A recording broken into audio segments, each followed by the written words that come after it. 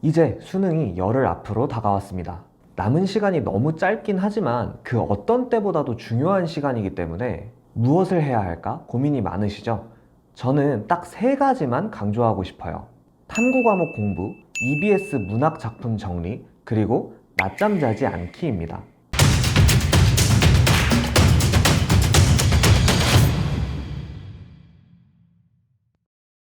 먼저 벼락치기가 가능한 건 탐구 과목과 국어 문학 작품 뿐입니다. 탐구 과목은 짧은 시간에도 성적을 끌어올리는 게 가능하고 문학 작품은 EBS 연계 때문에 벼락치기가 가능합니다. 아쉽지만 다른 과목은 지금 시기에서 실력 향상은 늦었어요.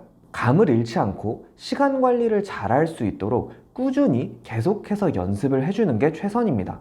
본인이 탐구 과목에서 1등급을 장담할 수 없고 국어 문학 작품을 푸는데 어려움을 겪고 있다면 일단 남은 시간에는 탐구 과목과 EBS 문학 작품에 집중해 보세요. 특히 EBS 문학을 공부할 때는 굳이 문제를 풀 필요도 없습니다. 그냥 작품들을 쭉 살펴보면서 작가, 주제, 시대적 배경 이런 부분만 잘 파악하고 있어도 수능 시험장에서 문제를 풀 때 상당히 도움이 돼요. 그리고 탐구 과목은 정말로 지금도 벼락치기가 가능한 게 저는 6월 모의고사 때까지 생명 2를 선택했다가 7월에 생물 1으로 바꿨습니다. 그래서 수능 전날까지도 생물 공부를 미친 듯이 해야만 했어요. 그래서 결국 9월 모의고사 때까지도 3등급이었던 생물 점수를 결국 수능날 1등급으로 올리는데 성공을 했습니다. 솔직히 가끔 생각이 드는 게 일주일만 수능을 먼저 봤더라도 저는 1등급을 못 받았을 수도 있을 것 같아요. 지금 남아있는 시간이 탐구 한정으로는 정말 적은 시간이 아니라는 뜻입니다. 그러니까 벼락치기를 하고 싶다면 다른 과목보다는 EBS 문학이나 탐구 과목에 집중을 해서 공부를 하시길 바랍니다. 사실 공부를 웬만큼 하는 학생들에게는 여기까지의 이야기는 조금 뻔할 수도 있어요. 그래서 이번에는 저만의 팁을 알려드리려고 합니다. 몸의 리듬을 수능날에 맞춰주셔야 합니다.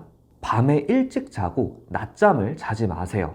저는 솔직히 1교시 때 국어 공부하고 2교시 때 수학 공부하고 이게 그렇게까지 큰 의미가 있는지는 모르겠어요.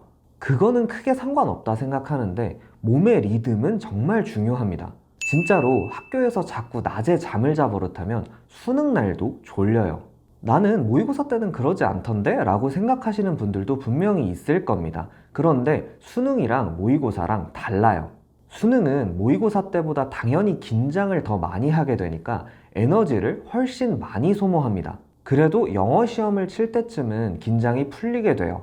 엄청 긴장을 했다가 풀린 상태에서 밥도 먹었고 평소에 자던 시간이고 이게 과연 안 졸릴까요? 이런 상황에서 영어 듣기 평가는 거의 자장가처럼 들릴 수도 있습니다. 당연히 수능이기 때문에 여러분이 졸린다고 자지는 않을 거예요. 그런데 졸음이 몰려와서 정상 컨디션이 아닌 채로 듣기 평가나 다른 문제들을 푸는 건 상당히 불리할 수밖에 없습니다. 제가 왜 이렇게 잘 알까요?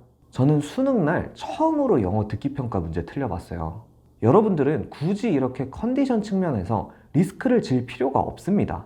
정리하자면 지금 성적을 올릴 수 있는 과목은 탐구 과목과 EBS 문학, 국어 문학 정도가 될 것 같고 나머지 과목은 꾸준히 감을 잃지 않을 정도로만 공부해주세요.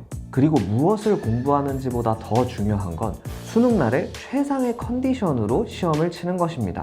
열흘 동안만이라도 일찍 자고 일찍 일어나면서 밥도 제때 먹고 수능 당일날의 리듬 그대로 생활해보세요. 남은 기간 잘 마무리해서 꼭 좋은 결과를 받으시길 바라겠습니다. 감사합니다.